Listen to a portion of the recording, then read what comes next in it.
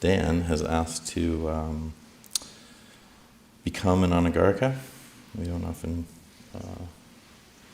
like to become many things, but an Anagarika is a good thing in this dispensation. So Dan's been training here for just about 3 months, and he would like to, I'm not sure if you're looking forward to wearing white, but to be an Anagarika at least.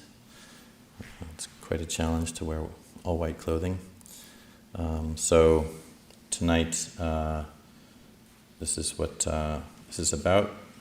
It's Dan's night, and he's gonna, this is a request to take on the training of being an Anagarika here for a year. That's the determination that we ask for the Anagarikas, and so that's what Dan is going to go forward with tonight. So you can begin.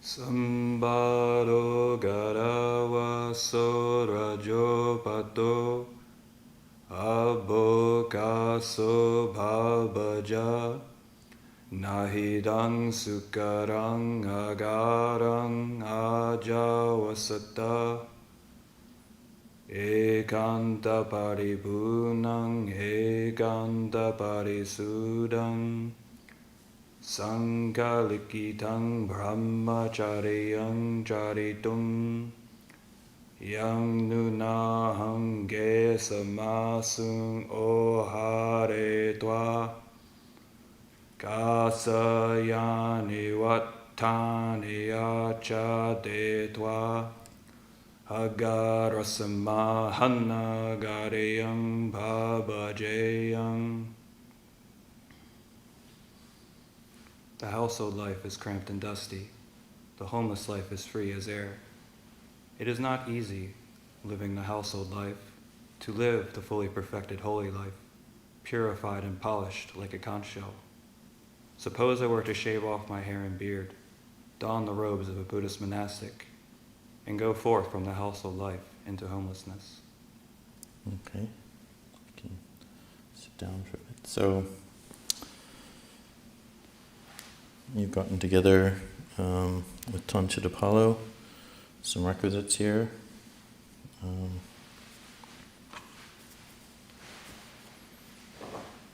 This is your pavillon. Yeah, so have to wear. That's your angsa. And these are pants. No, that's your pavillon there. These are your pants. They look very nice and white right now, but we'll see what happens as time goes on. Sometimes the Anagarikas become more grayish.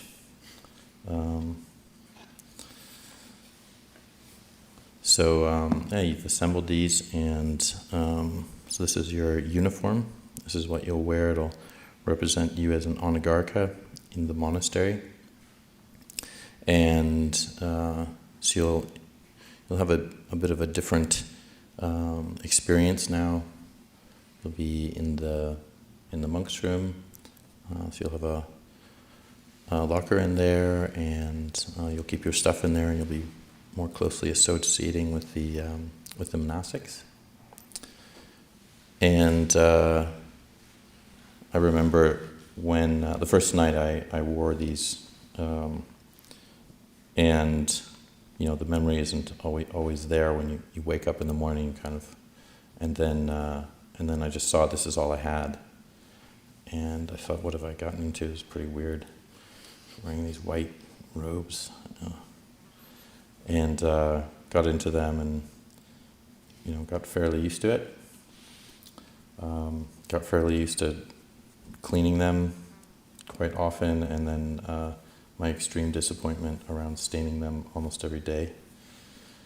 So I think Ajahn had made a compassionate allowance in the kitchen that you can wear a t-shirt. You don't have to wear one of these official, certainly not your wrap. So when you're preparing food, you're not just in a daily way or whenever you're in the kitchen kind of feeling frustrated too much. So yeah, this'll you'll have some other pairs as well you can switch in and out of while you're doing your laundry. But this will get you essentially used to what the monks are doing with our own requisites, our robe requisites, and we don't have many of them. We tend to just have a few pairs of the requisites we wear underneath our robes, and then we just have one of each of these 3 robes and this one that we're wearing underneath. So in a way, you're very much taking on that training of not having a lot of different clothes options. And the nice thing is you don't have to worry about what you're going to wear in the morning. It's just the same thing. So if you're still interested, then you can take these, and Tancha Palo can help you change into them.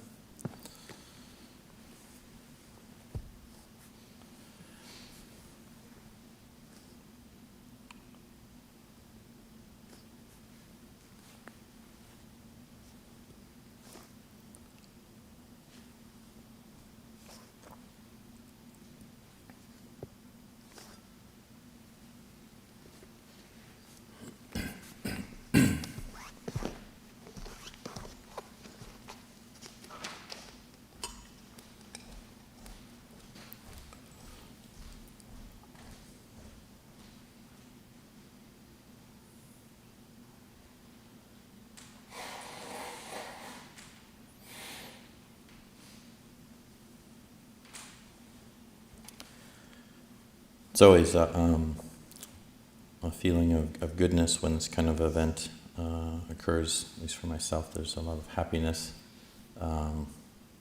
for someone who is taking a bit of a risk and letting go of the worldly life, worldly intentions, and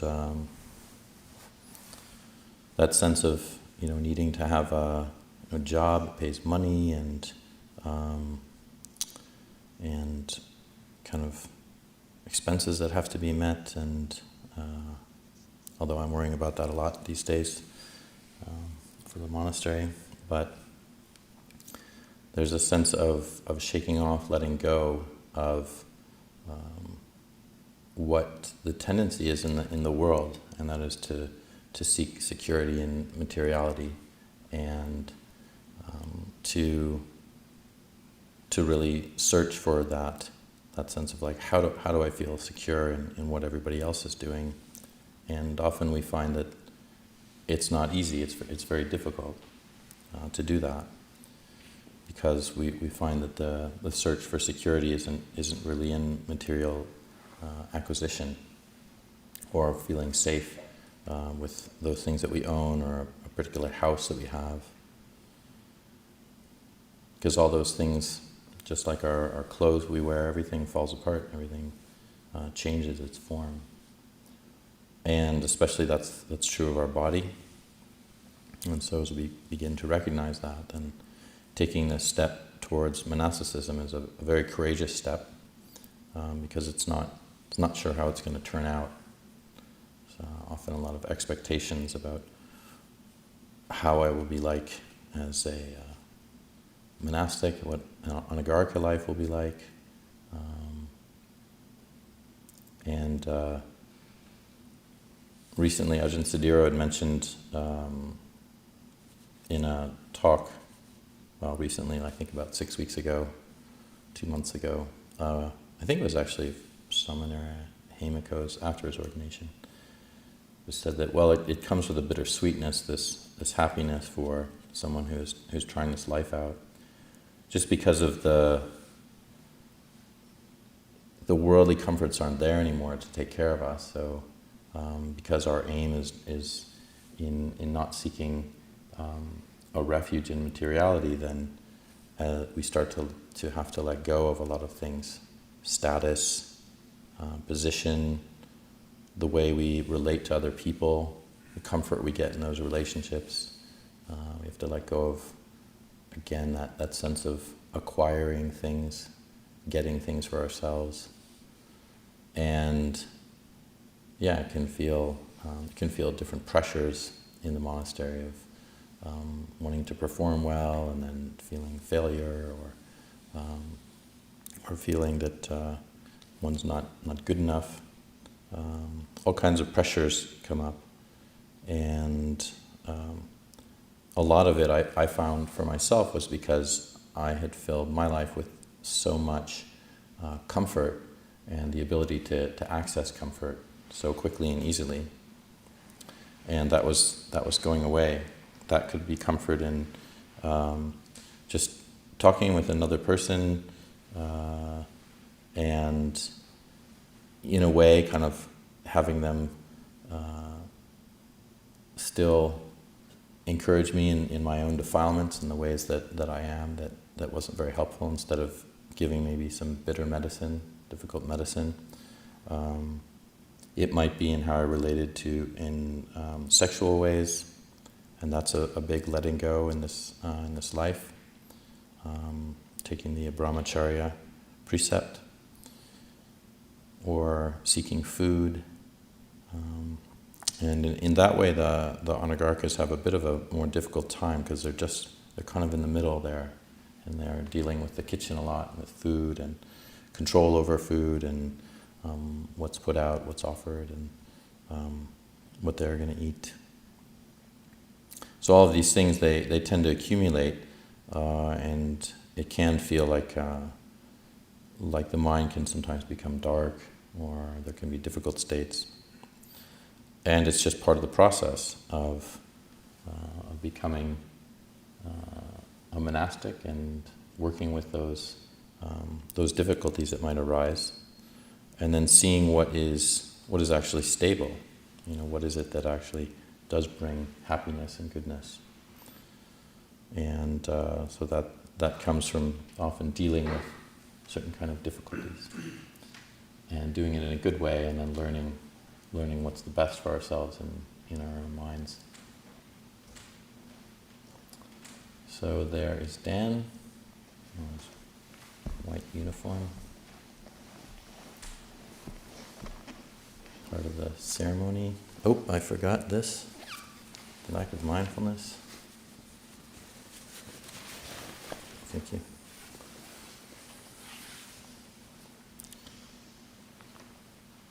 A sitting cloth. It's a very white sitting cloth.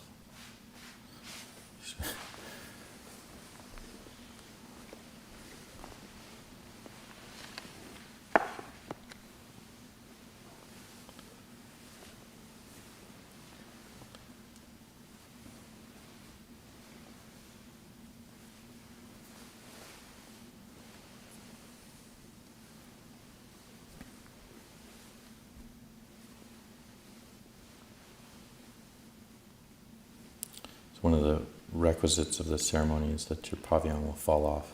So we'll see how quickly it does or doesn't happen. Okay, that's your tray of offering. So the next step in becoming an Anagarika is that you'll take the 8 precepts, and these will be your guide while you live here in the monastery.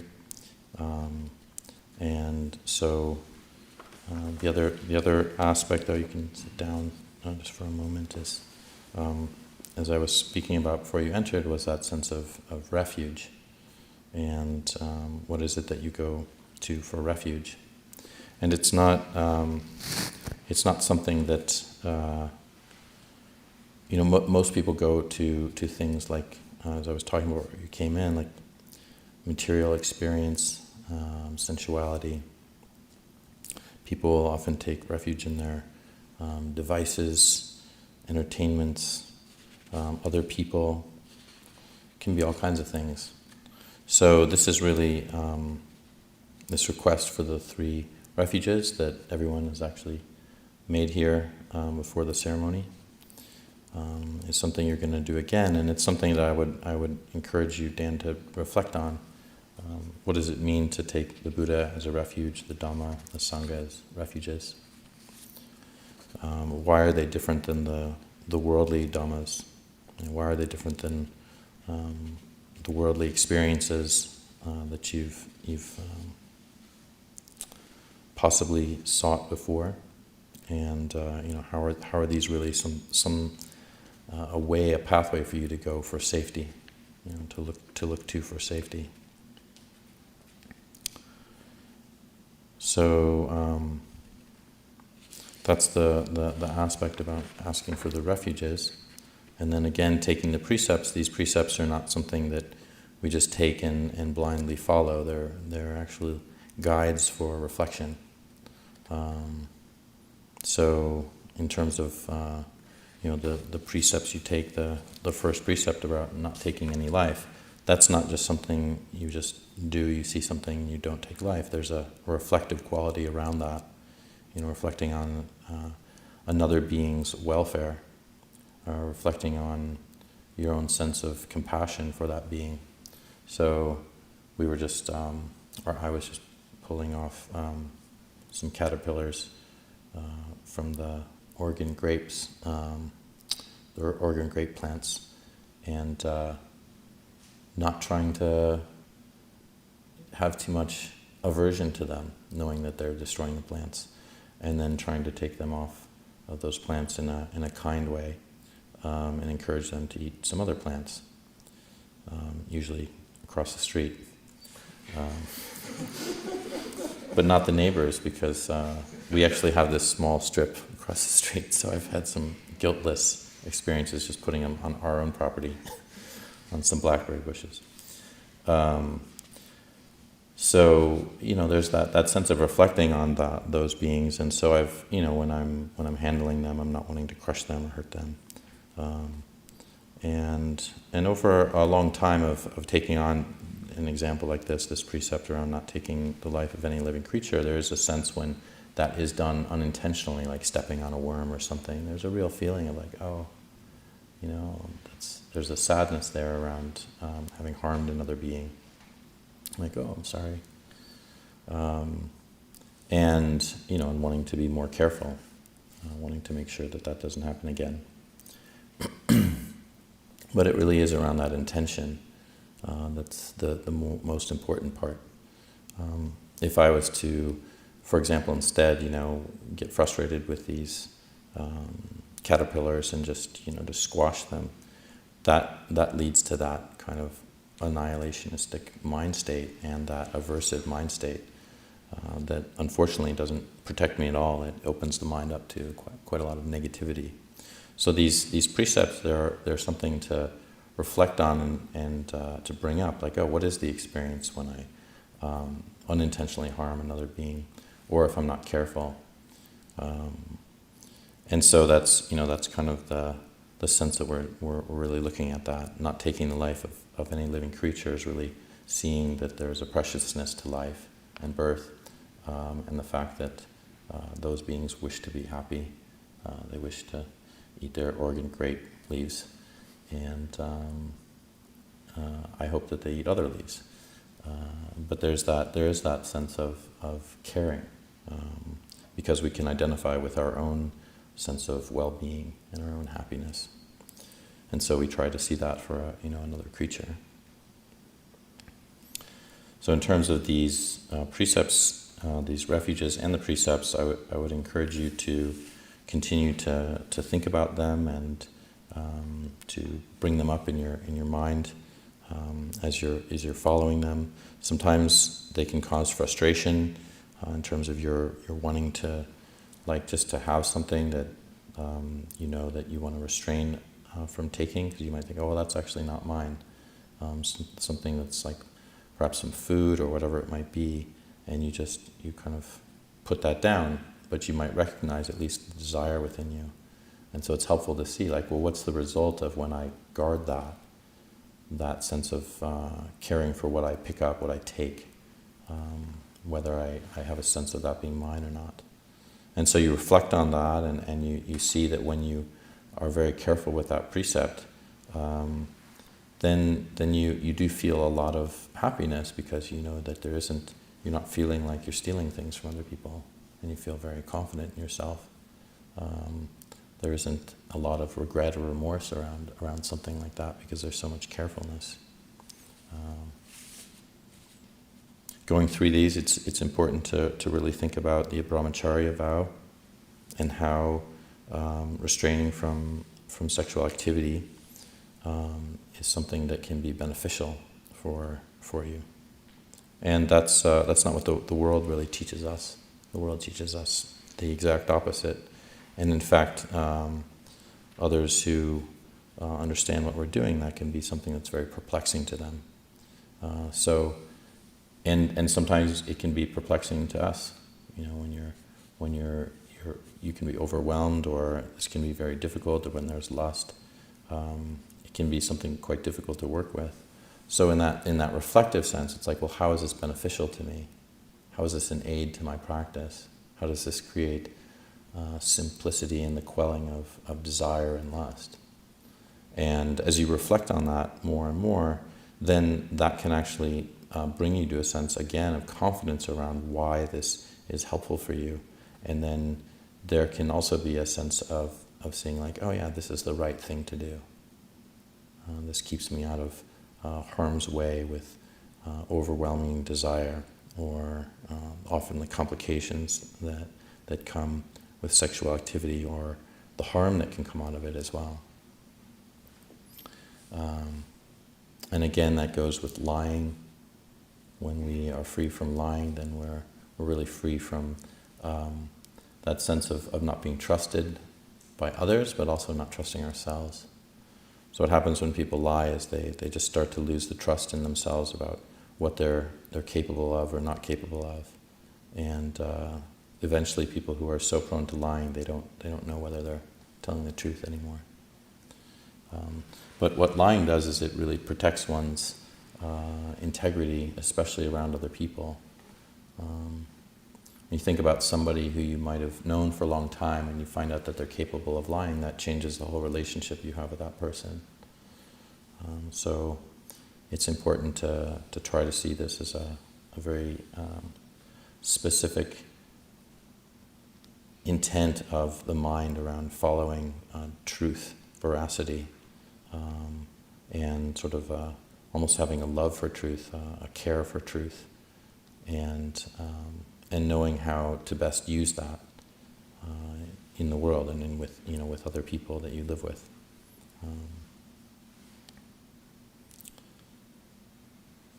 So one of the obvious things that we're taking with these precepts is also the precept not to take any kind of intoxicating drink and drugs. And people often ask, well, can I take vitamins? And I think, well, I guess if you get intoxicated by vitamins, you probably shouldn't take them.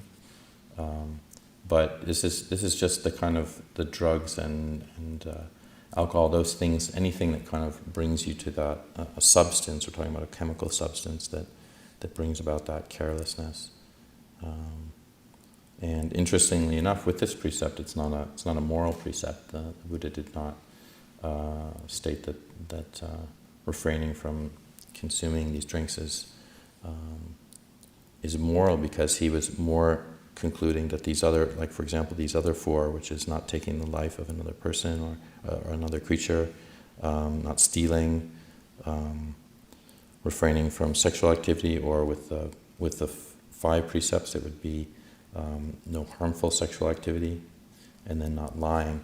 Those are the moral precepts, because you can harm another person with those 4, or you will definitely if you break them. But on the 5th one with drugs and alcohol, it's interesting that the Buddha didn't think of that as moral, because he said, well, you can actually consume drink or drugs without harming another person. The problem is that we are social beings, and so we tend to do these things around others. And so what that does is it really encourages us when we have that kind of carelessness, is to break those other 4 precepts that I just mentioned. So that's why the Buddha thought it was so important. There's not many opportunities in the monastery to kind of break that precept, but it's one we would still keep, and there are, however, other opportunities for that to come up outside the monastery, and so just to be careful with that, guard your mind around it. And again, the sixth precept with not eating at inappropriate times, that again is not a moral precept, that's a precept around simplicity, and also not being a burden to others. So if the monks were, we're going out on alms round 4, 5, 6 times a day, second breakfast, third lunch, and then dinner, and then they'd have to go out and get dessert, and then, second desserts and whatnot. It would be quite a burden on the people who are supporting us. So by eating in just a very shorter period of time, just in the morning hours, this is keeping us kind of not only having a much more simple relationship with food, but also a restrained relationship with the people who are supporting us, so that we're not a burden on them. And then, with the entertainment, beautification, adornment, this is really stepping away from what, the tendency is to look for a distraction and to create, to look at our bodies in a way that we want to beautify them, we want to hide the fact of aging or illness, so we beautify our bodies or wear adornments. And then lastly, and also entertainment. This is one that's very difficult to work with a lot. So you can give a lot up, but then when it comes to entertaining, that's a difficult one, because there's so many things that we find entertaining. So we have to be careful about what it is that we're doing, with our time, with our experience, and be very alert to how we might be moving into that sense of entertainment with ourselves, just trying to find distractions in certain things that you're doing. And then the last one is more a devotion to wakefulness. It's like not sleeping on a higher luxurious sleeping place is not just getting comfortable with your sense of sleep and a bed, and spending a lot of time just being lolling about and not devoting oneself to wakefulness. So these are all of these precepts that we're really reflecting on. Somebody who might enjoy sleep a lot might think like, well, what's wrong with this? I just love sleeping. It's so nice to just sleep for 10, 12, 14 hours a day. And it might be nice, but it's creating problems because we're just kind of wasting our life, and we're not devoting ourselves to that sense of awakening that the Buddha pointed out.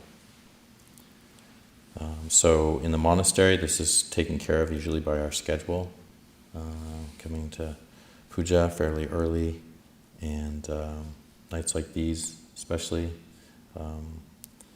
end a bit later, sometimes at 3 a.m., 3:30. So there's that kind of working with sleep, and that's a continual practice that you'll probably engage with. Sometimes as an Anagarika, the Anagarikas can be a bit tired. I know yesterday you did a full work period. You had morning puja, then you had the full work period, and then you spent three hours driving or more. And then you were trying to get ready for your this Anagarika ceremony. So that it can be tiring sometimes. Did you do tea last night as well? Okay. But sometimes that can happen. You're like, wow, I haven't had a minute of rest. And I know I can be very prone to complaining about things like that, but it's really the point is to reflect on, not to torture ourselves, but to really reflect on what we're doing as trying to devote ourselves to wakefulness rather than, just kind of always looking to get the right amount of sleep. And it's important to sleep, but you learn in the monastery how much sleep you really need, and you try to work with that as well. So, are you still interested? Okay. Yes. All right. So, we'll start. You can ask for the 3 refuges and 8 precepts.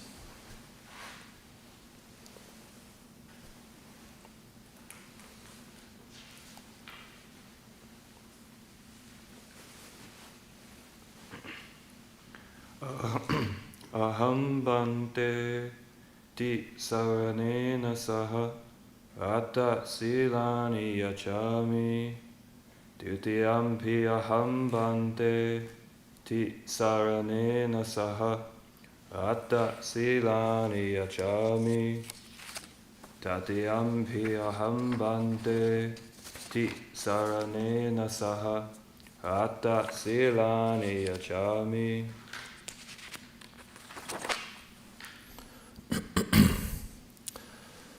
Namo tassa bhagavato arahato samma sambuddhassa. Namo tassa bhagavato arahato samma sambuddhassa. Namo tassa bhagavato arahato samma sambuddhassa. Namo tassa bhagavato arahato samma sambuddhassa. Namo tassa bhagavato arahato samma sambuddhassa. Namo tassa bhagavato arahato samma sambuddhassa. Buddhaṃ saranang gacchāmi. Buddhaṃ saranang gacchāmi. Dhammang saranang gacchāmi. Dhammang saranang gacchāmi. Sanghang saranang gacchāmi. Sanghang saranang gacchāmi. Dutiyampi buddhaṃ saranang gacchāmi. Dutiyampi buddhaṃ saranang gacchāmi. Dutiyampi dhammang saranang gacchāmi. Dutiyampi dhammang saranang gacchāmi. Dutiyampi sanghang saranang gacchāmi. Dutiyampi sanghang saranang gacchāmi. Tatiyampi buddhaṃ saranang gacchāmi. Tatiyampi buddhaṃ saranang gacchāmi. Tatiyampi dhammang saranang gacchāmi. Tatiyampi dhammang saranang gacchāmi. Tatiyampi sanghang saranang gacchāmi. Tatiyampi sanghang saranang gacchāmi. Tit saranakamanang nititaṃ. Amhabante. Panatipata veramani sikkhapadang samadhiyami. Panatipata veramani sikkhapadang samadhiyami. I undertake the precept to refrain from taking the life of any living creature. I undertake the precept to refrain from taking the life of any living creature. Adina dana veramani sikkhapadang samadhiyami. Adinadana veramani sikkhapadang samadhiyami. I undertake the precept to refrain from taking that which is not given. I undertake the precept to refrain from taking that which is not given. Abrahmacharya veramani sikkhapadang samadhiyami. Brahmacharya veramani sikkhapadang samadhiyami. I undertake the precept to refrain from any intentional sexual activity. I undertake the precept to refrain from any intentional sexual activity. Musawada veramani sikkhapadang samadhiyami. Musawada veramani sikkhapadang samadhiyami. I undertake the precept to refrain from lying. I undertake the precept to refrain from lying.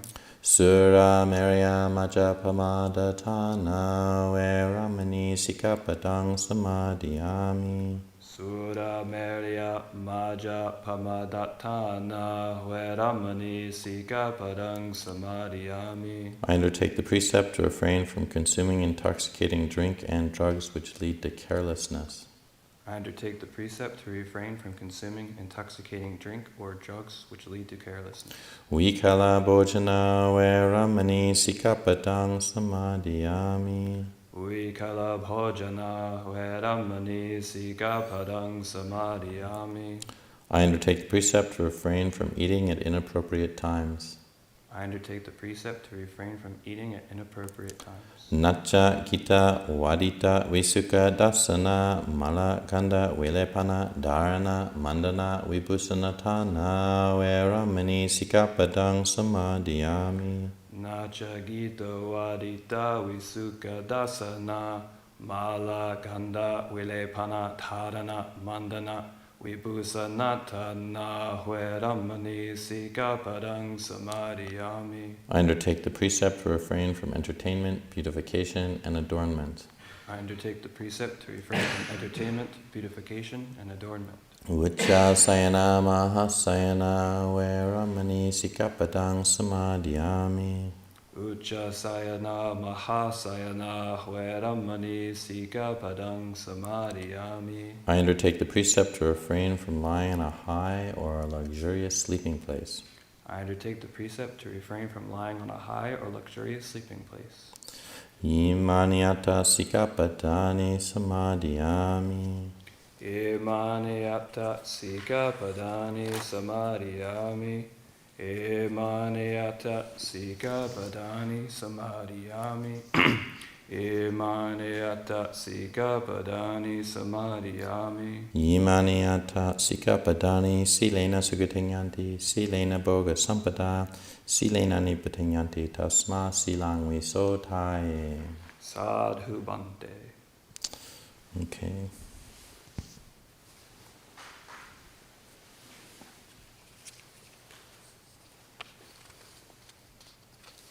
You can sit on your puppy up. So you are now in Anagarika. Congratulations. And so the next part of the ceremony is a bit of a different aspect. And so this is more of a sense of dependence. And this is a sort of marked part of the training, is that you are asking for others to train you. You're not just doing this, taking the precepts, the refuges, and then going on your own.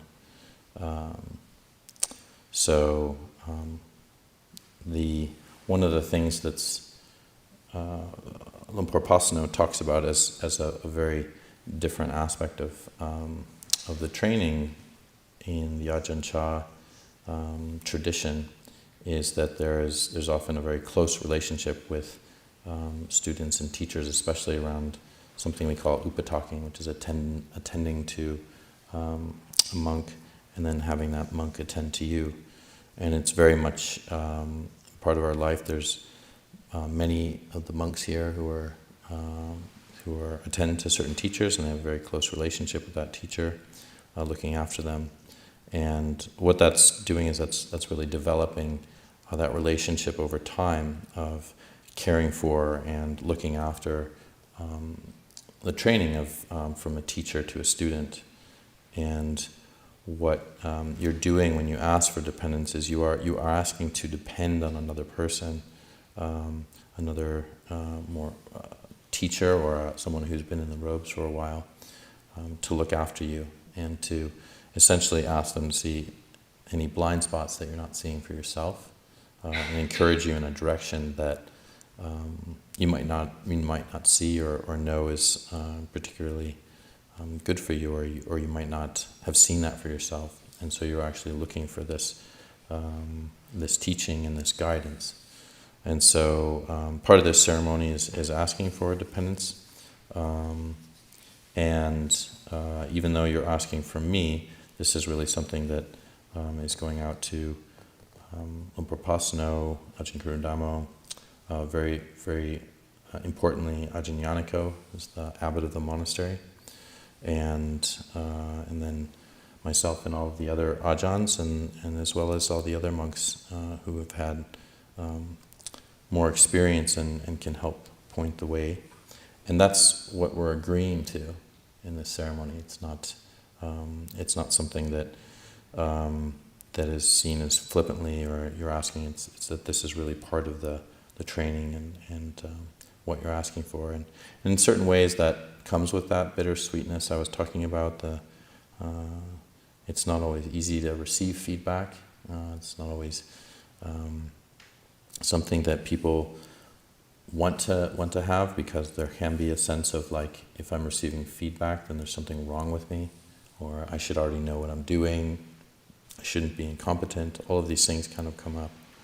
So in terms of receiving help from others, guidance from others, it's really good to kind of check into that and see what that's about when there might be a sense of aversion coming up, either around a particular person or some, thing that somebody says, just to look at like, what is that about? Now, one of the confusing things that can happen, especially with the junior monastics, Anagarika Samaneras, Navakas, is you might get different advice from different monks, and a monk might say, no, you should be doing it this way, and then maybe sometimes even in just a few other minutes, another monk says, no, you should do it this way, and you might think, oh man, what do I do?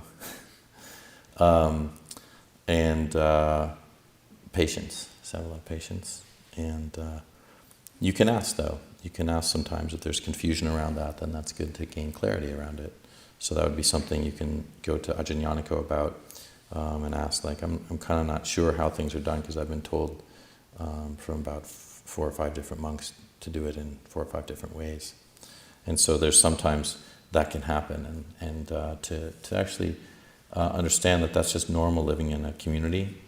There's some things that we all have kind of agreed on, and other things that are more in a gray area about what we do around here, and those gray area things, they're just things that are part of our life, and eventually you kind of figure out how to manage that uncertainty, that unpredictability. It's not something that I think is happening all the time, but it's just one of the aspects of life being as a junior monastic in the community. So there's not always clarity. Sometimes you want clarity and you want to figure out, well, what do I do? And it's not always for sure. So you sort of suss it out over sometimes a number of weeks, months, or even years. And you kind of understand sometimes what's right, because there's particular situations where there's no real prescription for how we do certain things. We have to use our intuition, our intention. And that's what a lot of this life is about, is really learning what's wholesome, what's the right thing to do. And even when you make a mistake, you can kind of see, like, well, was I trying my best? Was I doing something with a wholesome intention? And if that's there, then there's no negative karma to that. So in this aspect of asking for dependence, then you're asking myself and all of the ajahns here, and again, especially Ajahn Yaniko, to look after you, and so you can go ahead and do that now if you're still, again, interested.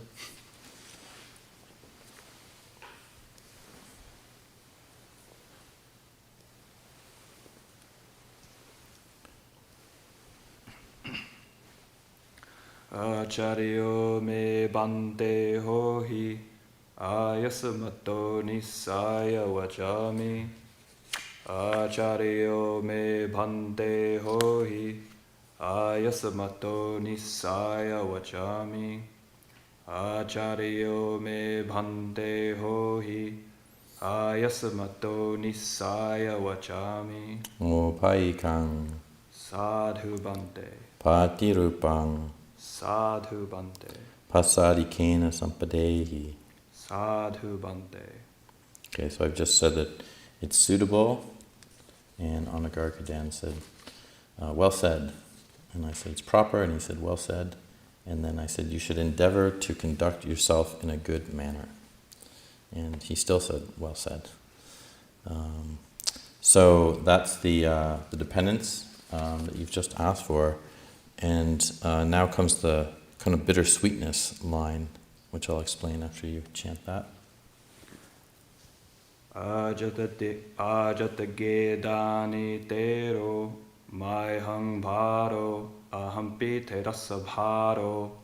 Ajata gedani tero maihang bharo ahampi terasa bharo. Ajata gedani tero maihang bharo ahampi terasa bharo. Very good. You can bow 3 times.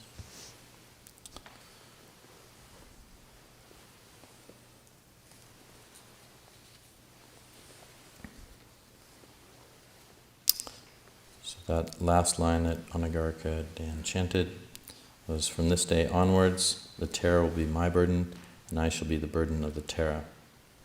And that is an acknowledgement that there is, with that kind of responsibility that you're asking myself and the other ajahns to take, then there's something that we're exerting effort on in terms of doing. We're putting some of our hard work into training you, and so that does come with a particular burden for us. But you're also saying to us that the Tara will be my burden. So you're also seeing that you will do your best to look after us, look after the Taras, and in that way, one of the ways that you can look after yourself is guarding your own mind and looking after your own practice and training. And so that's kind of the most unburdensome thing, the best thing that you can do with this training you're taking on is just continuing to seek ways that you can watch your own mind and understand how you can extricate yourself from the unwholesome and really move in a wholesome direction. So I'm very happy that you've made the decision to go forth to the homeless life. And I know that you've spent 3 years. This is not a strange experience for you, since you've spent 3 years as a novice in the Advaita tradition. So you have a lot of experience in that way. And I can see that in how you've been conducting yourself in the last few months you've been here. So it's very good, it's exemplary, and I think you are going in a great direction. So I have a lot of confidence in that and wish you well.